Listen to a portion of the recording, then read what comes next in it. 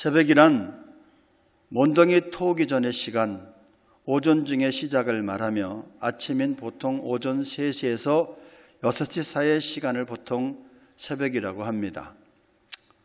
또 하나 새벽의 의미가 있는데 히브리어로 오르, 빛나다란 뜻입니다. 새벽은 햇빛이 빛나고 이슬이 빛나고 영적인 각성이 빛을 발하는 시간이라는 그런 의미입니다. 성경에 보니까 역사적으로 새벽에 수많은 일들이 벌어졌고 하나님은 당신의 종들을 불러서 쓰실 때 새벽의 신비를 알았던 사람들을 쓰셨던 것을 우리는 발견할 수 있습니다. 오늘 본문의 다윗 또한 새벽의 신비를 알았던 사람 중에 한 사람이었습니다. 오늘 제가 설교를 준비하면서 우리 교인들이 어떤 사람들이 되었으면 좋겠는가, 새벽의 신비를 아는 사람이 되었으면 좋겠다라는 그런 마음입니다. 새벽의 신비를 알기를 바랍니다. 네? 제가 뭐 큰 소리를 해야만 아멘 하시나? 새벽 예배 하라는 얘기인가? 또 이렇게 생각하시는 분이 있는데 좀 들어보시면 알게 되겠죠. 오늘 보면 시편 57편 서두에 보면, 여러분 성경을 한번 보면 이런 제목이 붙어 있어요. 다윗의 믹담시, 인도자를 따라 알다스엣에 맞춘 노래, 다윗이 사울을 피하여 굴에 있던 때에 라고 여러분 성경에 그 시편 50편 윗단에 보면 그렇게 기록이 되어 있어요. 여기 믹담시란 황금시란 뜻입니다. 다윗의 중심 사상을 다룬 시편에 붙여진 별명입니다. 시편 가운데 믹담시 그러면 다윗의 모든 그런 믿음의 사상이 담겨져 있는 시구나 이렇게 생각하면서 주의 깊게 그 시를 이렇게 보시면 된다는 얘기예요. 황금시란 뜻입니다. 또 하나는 알다스엣, 이 알다스엣이란 멸망시키지 마소서 이런 뜻이에요. 무슨 뜻이라고요? 멸망시키지 마소서. 우한폐렴 때문에 사람들이 굉장히 근심을 하고 걱정을 하는데 제가 이렇게 보니까 우한폐렴을 통해 제가 느끼는 게 참 우리나라 사람들이 깨어서 근신하고 있구나. 뭐에 대해서? 우한폐렴에 대해서. 마스크도 딱 하고 손도 쌀 씻고 걸렸다 그러면 질병센터에다 연락을 하고 이렇게 좀 깨어 있으면 얼마나 좋겠는가. 우한폐렴만 깨어 있는 게 아니라 지금이 바로 우리의 영적 그런 대적인 마귀와의 싸움인데 이 시대가 정말 마지막 시대임을 알고 우한폐렴만 깨어 있지 말고 우리의 영적인 각성이 좀 있어야 되지 않겠는가 라는 생각을 해봅니다. 여러분 미국 질병센터에서 발표한 지금 어제도 무슨 발표를 했다는데 미국 질병센터에서 발표한 것은 사스가 치사율이 9에서 10%고 메르스가 굉장히 높더라고요. 메르스가 35%에서 40%였습니다. 지금 우리가 걱정하고 있는 신종 코로나 바이러스 우한폐렴은 치사율이 10에서 15%라고 합니다. 근데 어제 TV에서 2.2%인가 그랬다고 하는데 아무튼 생각보다는 치사율은 높지는 않은데 이게 전염 속도가 굉장히 좀 크다라고 생각이 되어지고 중국하고 우리나라가 다른 것은 뭐냐면은 중국 사람은 안 씻어요. 그래서 안 씻어서 떼놈인지 아무튼 더러워서 떼놈인지 몰라도 안 씻는단 말이에요. 그러니까 이 속도가 이게 병에 걸리면은 면역력이 약할 수밖에 없어. 지금 우리나라 사람들이 얼마나 손 잘 씻습니까? 그리고 의료진이 워낙 좋기 때문에 병원에 입원하면 지금 우리나라 사람들 죽었다는 사람 한 명도 없잖아 지금. 그러니까 너무 염려하지 마시고 깨어있는 건 좋은데 너무 근심하지는 말았으면 좋겠다. 저는 이런 생각을 가지게 됩니다. 오늘 다윗이 굴의 피신에 있었다. 이 굴은 어느 굴이냐? 아둘람 굴이라는 곳인데 왜 다윗이 아둘람 굴에 피해 있었느냐? 잘 알다시피 다윗이 골리앗 장군을 대적을 물리치고 승전가를 부리면서 계산을 할 때 백성들이 입이 방정이야. 뭐라 그랬죠? 사울은 천천히요, 다윗은 만만이로다. 그 소리를 들은 사울 왕이 나는 천천히고 다윗은 뭐라고요? 만만이니까 지금 내 왕위를 내 아들 요나단에게 물려줘야 되는데 그러면 다윗이 가져갈 거는 왕위밖에 더 있느냐라는 생각을 하게 된 것이죠. 다윗이 자기 사위가 되었음에도 불구하고 자기 왕위가 흔들릴 것 같은 이상한 생각이 들었던 거예요. 시기심이 막 일어나는 거야. 그 시기심 속에 악한 것이 생각을 잡았던 것이죠. 그래가지고 사울 왕이 악신이 걸리기까지 하잖아요. 근데 그 미움을 뿌리칠 수가 없어, 시기를 뿌리칠 수가 없어. 그것을 눈치를 챘던 다윗이 정말 사울이 자기를 잡아 죽이기로 작정을 했냐 테스트를 해봤는데 사울 왕이 자기를 잡아서 죽이기로 결단했다는 사실을 깨닫게 되고 그때부터 도망을 가게 되었습니다. 도망을 갔으면 그것으로 끝내야 되는데 이 사울은 다윗을 잡아 죽이기 위해서 3,000명의 수색 부대를 조직해서 그를 쫓아다녔습니다. 낮에도 쫓아다니고 밤에도 쫓아다니고. 그래서 다윗이 가는 곳마다 집요하게 쫓아옵니다. 다윗은 사울 왕을 패해서 안 가본 데가 없어. 팔레스타인 땅은 그렇게 넓은 땅이 아닙니다. 왕이 어떤 사람을 죽이로 작정하고 수색 부대를 이렇게 구성을 하면은 안 잡힐 사람이 없단 말이죠. 그러니까 다윗은 이것저것 도망 안 다녀본 데가 없어. 심지어는 어디까지 가게 되느냐? 여러분 잘 알다시피 적이었던 블레셋으로 도망가기도 했었을 정도였습니다.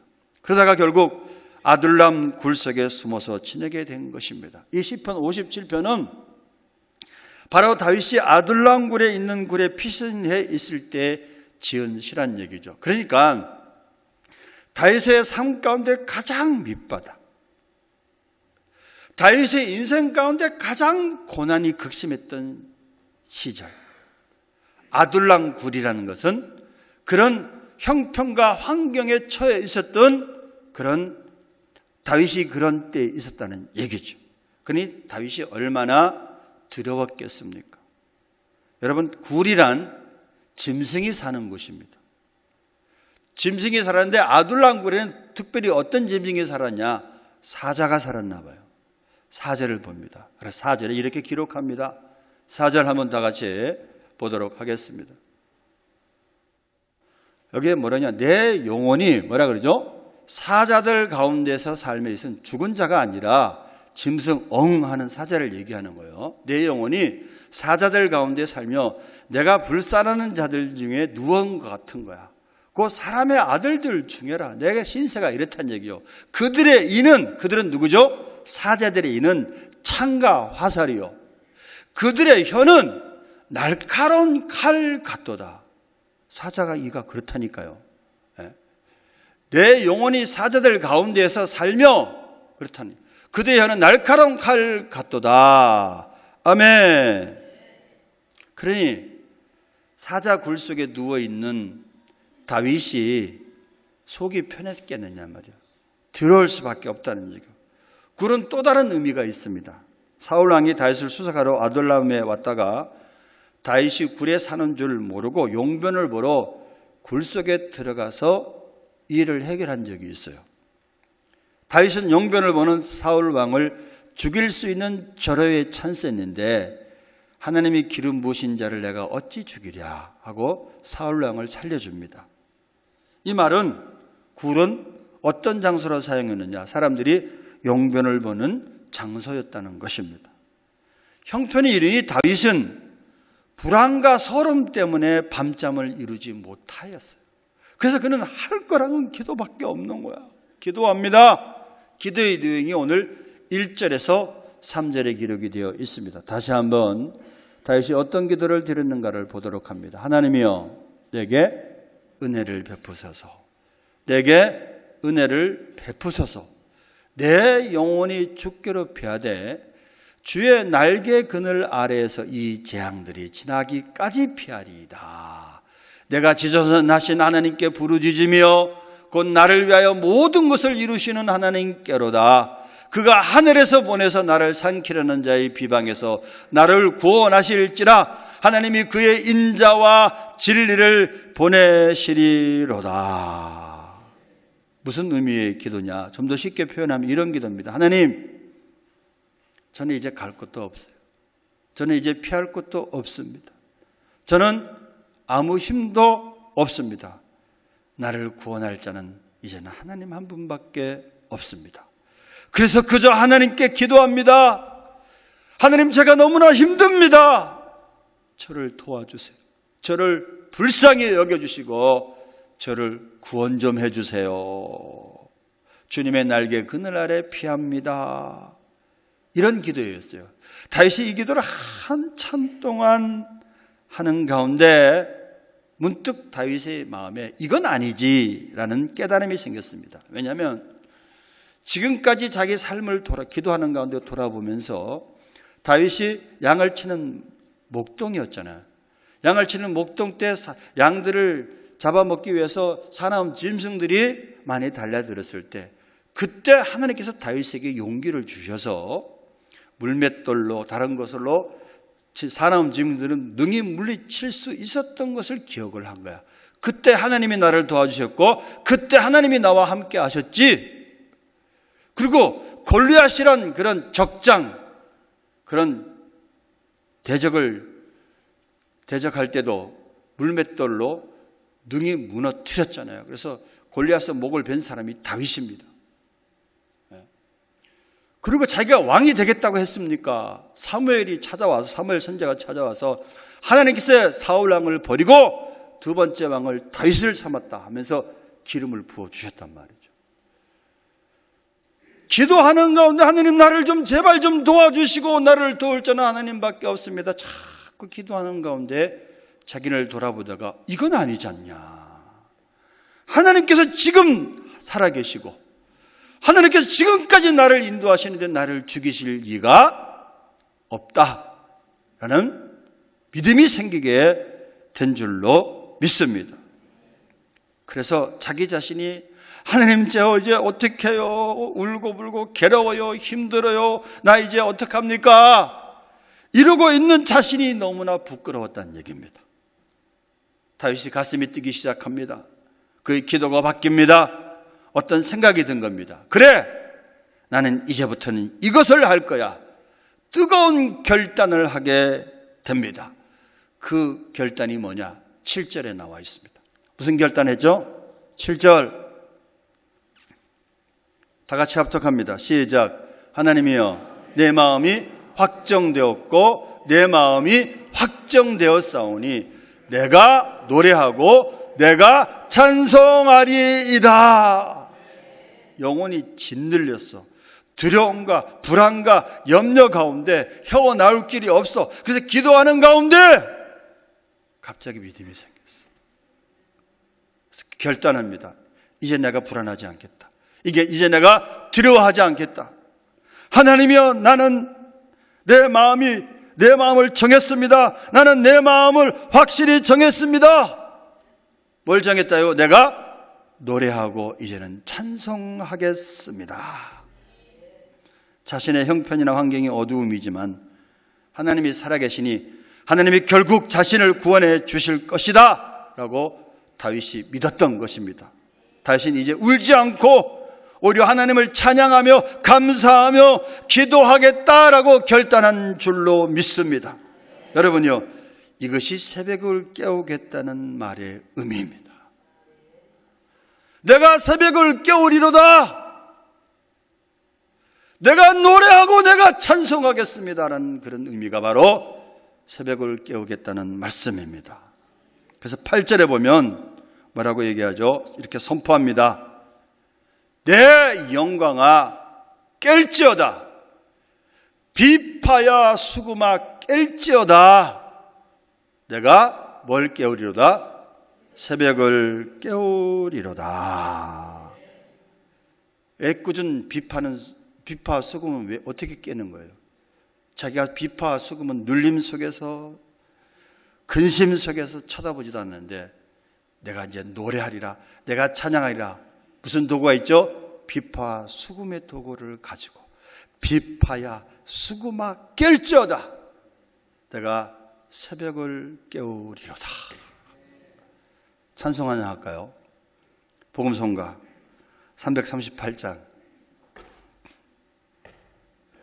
새벽을 깨운다는 의미를 좀 더, 복음성가 338장을 다 같이 한번 부르도록 하겠습니다.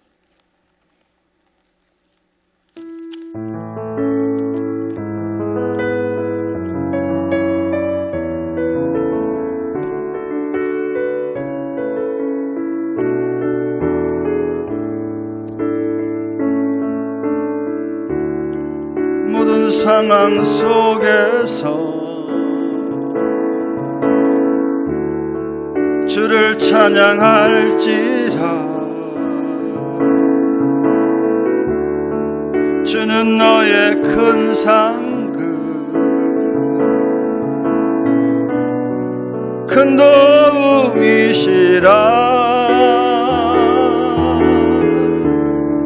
주의 얼굴 구할 때 주의 영을 부사 크신 사랑 안에서 주를 보게 하소서.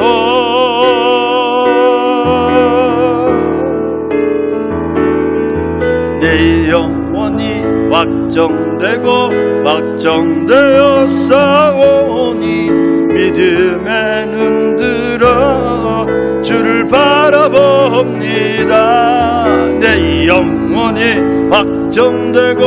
확정되어 싸우니 믿음에 눈들어 주를 바라봅니다. 나아갈 때 주의 나라 이미 맺네. 그의 영원한 나라 보게 하소서. 영원히 확정되어 싸우니 믿음에 눈들어 주를 바라봅니다. 내 영혼이 확정되어 싸우니 믿음에 눈들어 주를 바라봅니다. 아멘. 여러분이요, 새벽은 누가 깨우고 말 것 할 것이 없습니다. 어두운 밤이 지나면 때가 되면 새벽은 찾아오게 되어 있어요. 그런데 다윗이 깨우겠다는 새벽은 그런 새벽이 아니에요. 영혼의 새벽입니다. 8절에 내 영광아 깰지어다 라고 얘기했어요. 어려운 형편 때문에 낙심하고 좌절하고 무너진 영혼이 깨어나게 하겠다는 것입니다. 그렇습니다, 여러분. 새벽은 시간만 지나면 반드시 오게 되어 있지만은 영혼의 새벽은 저절로 오지 않습니다.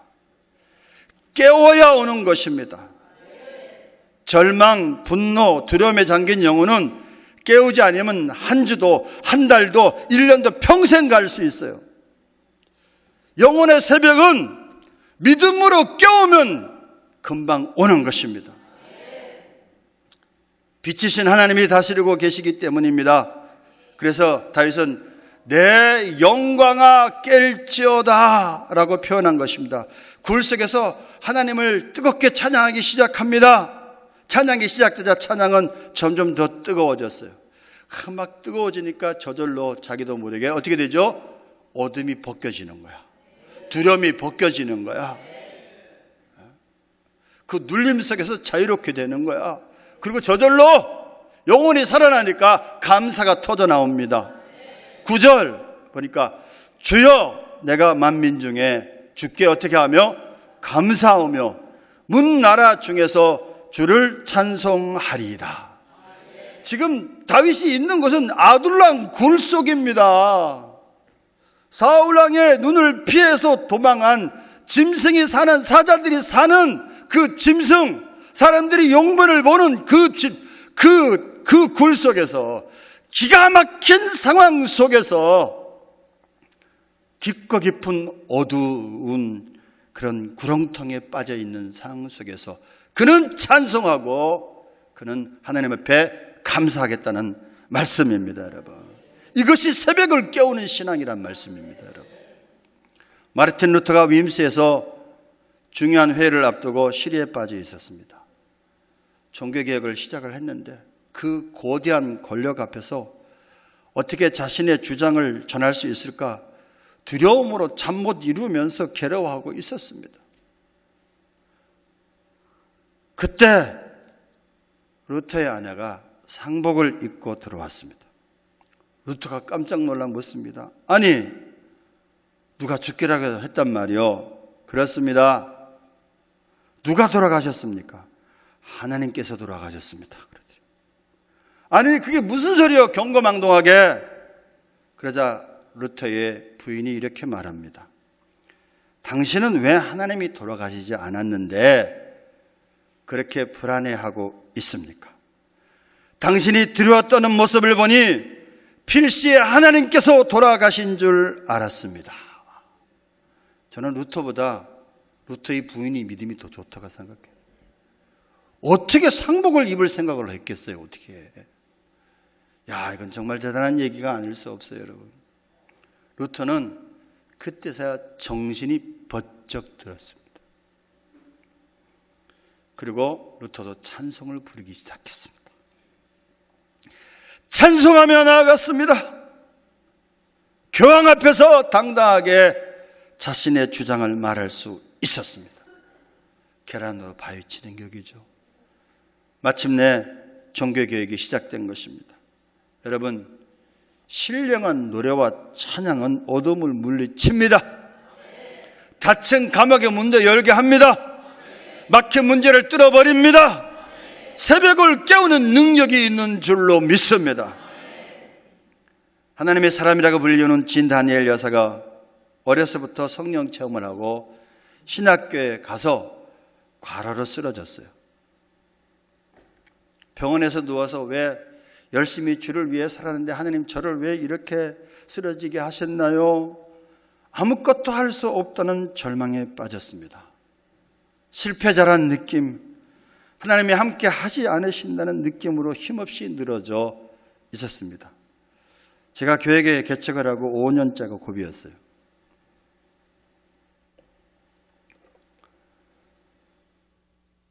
우리 교인들은 처음 듣는 얘기일 거야, 아마. 난 실패자인 것 같고 하나님 나를 도와주시지 않는 것 같고 다른 교회로 청병원문 가야 되나 갈등도 사실 했었어요.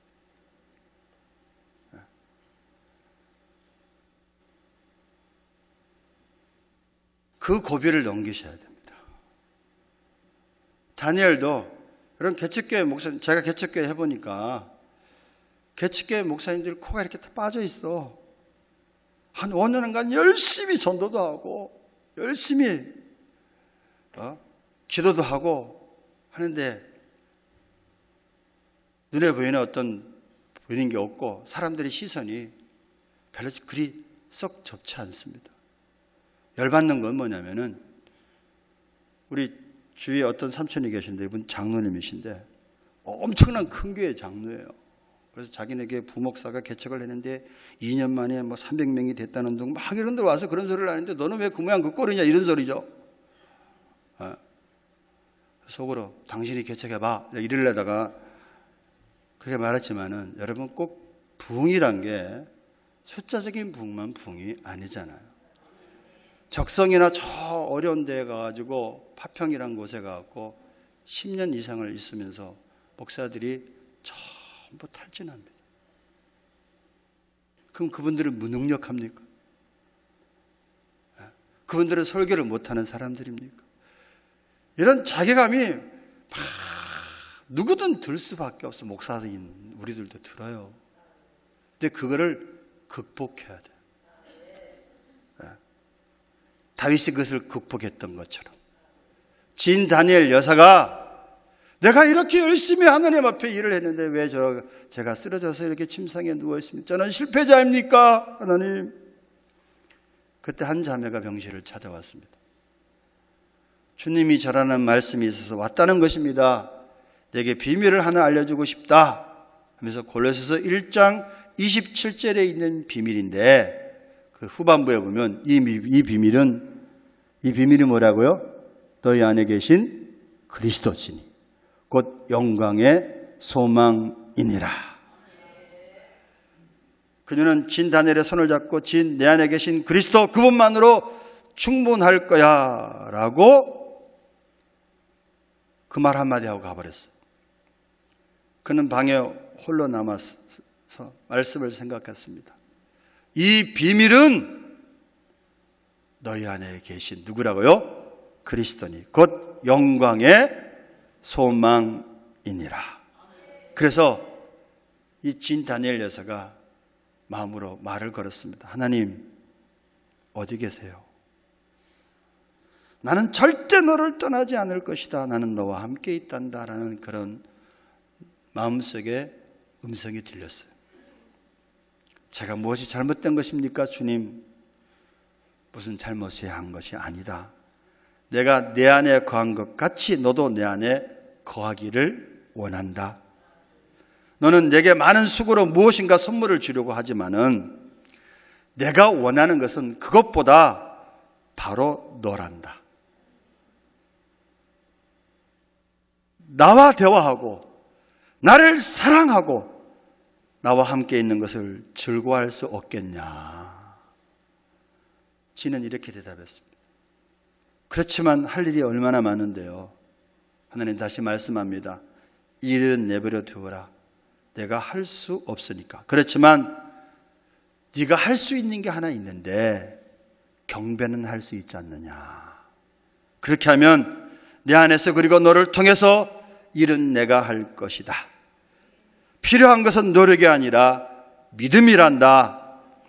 열심보다 순종이 중요한 거란다. 내게 가까이 오너라. 내가 내 안에 거하고 내가 내 안에 거하고 있음을 믿어라. 라는 그런 하나님의 음성이 성령의 감동을 통해서 들렸습니다.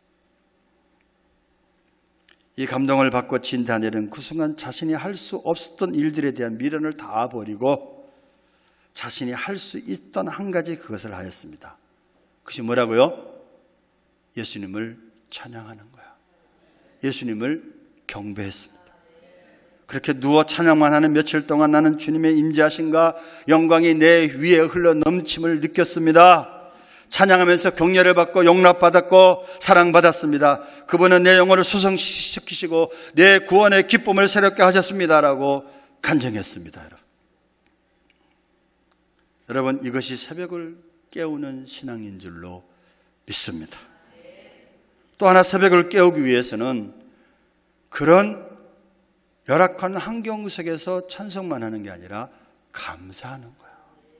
억지 감사하는 거야. 근데 여러분 이게 어렵더라고요. 그래서 억지라도 감사하는 거야. 감사합니다. 감사합니다. 9절을 다시 봅니다. 오늘 다윗이 어떻게 했죠? 9절 보니까 주여 내가 만민 중에 주께 어떻게 하며 감사하며 문나라 중에서 주를 찬송하리이다. 농촌 사회학자 류태영 박사는 전라북도 임실군 산골마을에서 모섬의 5째 아들로 태어났습니다. 눈 한 평 밭 한 평도 없는 가난한 집에서 학교는 상상할 수도 없었습니다. 품팔이하며 살다가 어른들의 권유로 초등학교에 다닐 수 있게 되었습니다. 그러나 신발이 없어서 맨발로 13살까지 학교를 다녔다 그래요. 13살까지 팬티를 입어본 적이 없으며 방학 때 노트를 못 사서 여기저기서 종이를 모아 노트를 만들어 숙제를 해갔습니다. 가난에 지쳐 모섬살이를 하는 부모에 대해서 어찌 장래를 기대할 수 있겠습니까? 하지만 그는 예수님을 만난 후 예수님을 영접한 후 초등학교 5학년 때부터 13년 동안 비가 오나 눈이 오나 바람이 부나 새벽기도를 한 번도 빠지지 않고 새벽기도를 다녔습니다. 어렵게 중학교를 마치고 서울에 올라와서 전쟁 직후 폐허가 된 도시에서 신문팔이, 아이스케이크 장사, 비누 장사를 하며 야간 고등학교와 대학을 다닐 수 있었습니다.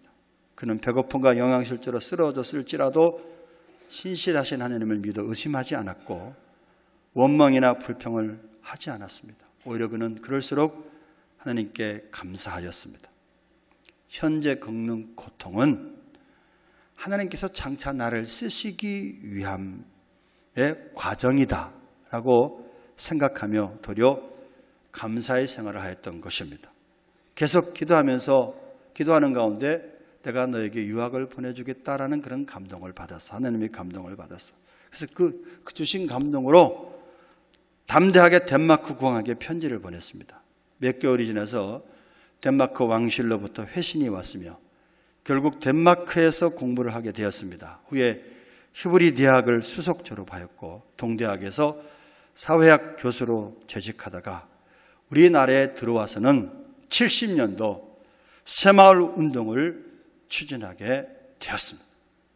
이 사람이 새마을 운동의 주역이 되었던 것입니다. 여러분 그는 그런 열악한 환경 속에서 감사로 어둠을 물리치고 새벽을 열었던 기도 인성을 보여주었던 사람이었습니다. 여러분. 감사할 줄 아는 사람만이 하루하루를 그리고 한평생을 귀하고 복된 나로 살 수 있구나 라는 사실을 우리가 오늘 본문을 통해서 다시 한번 깨달아야 될 줄로 믿습니다. 다윗은 한평생 감사하며 살기로 마음을 확정하였습니다. 사랑하는 미랄 가족 여러분, 감사하기로 마음을 정하고 새벽을 깨우시기를 주님의 이름으로 축원합니다. 근데 새벽을 깨우려는 다윗의 소원이 우리랑 좀 달라요. 오직 하나였습니다. 5절 볼까요? 5절. 새벽을 깨우려는 다윗의 소원, 하나님이여 주는 하늘 위에 높이 들리시며 주의 영광이 온 세계 위에 높아지기를 원하나이다. 그걸 똑같이 또 반복해서 기도합니다. 11절 똑같은 글자입니다. 11절 하나님이여 주는 하늘 위에 높이 들리시며 주의 영광이 온 세계 위에 높아지기를 원하나이다. 지금 다윗이 구한 것이 뭐죠? 자기를 통해서 하나님의 영광이 드러나는 것이었어요. 자신의 안위를 구한 게 아니에요. 자신의 명예를 구한 것이 아니에요. 하나님 제가 왕이 되게 해주세요. 그것도 구한 것이 아니었습니다. 저를 통해서 하나님의 영광이 드러나게 하여 주시옵소서. 그것이 다윗의 소원이었습니다. 그것이 다윗의 중요한 기도 제목이었습니다. 여러분. 사도 바울이 뭐라 그랬죠? 먹든지 마시든지 무엇을 하든지 다 하나님의 영광을 위해서 해라. 바라기는 저와 여러분의 마음의 소원이 하나님의 영광이 되시기를 바랍니다. 제가 세계를 많이 가보진 않았지만 몇 군데 가봤는데 여행을 하다 보면 전 세계 많은 신전이 있습니다. 그것에는 반드시 기도처소가 있어요. 관광지마다 소원을 비는 곳이 있습니다.